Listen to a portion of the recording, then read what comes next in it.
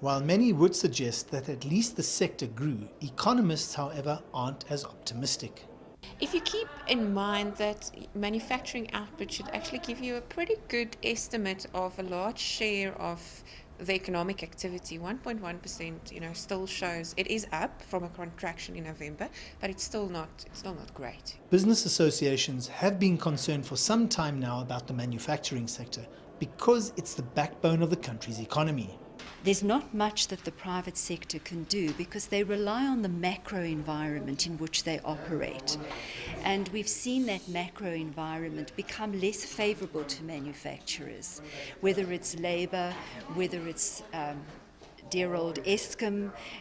It's very hard to grow any kind of business in South Africa, especially a manufacturer, if you don't have a consistent, reliable source of power. We've fallen well behind in people's decision making as to where they're going to put that capital, where they're going to put that investment, and where they're going to put their intellectual property. While electricity constraints are cited as a major inhibitor to economic growth, there is another challenge bubbling under the surface. Our water infrastructure is pretty old. We've known that for a while. I think there's been a lot of talk about it, but still, I hope that the action come.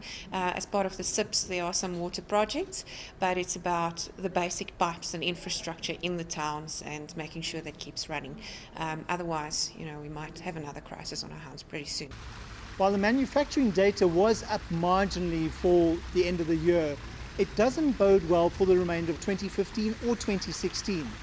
There is also one other major white elephant in the room, and that's water provision. The manufacturing sector needs water. I'm Angelo Coppola for CCTV in Johannesburg.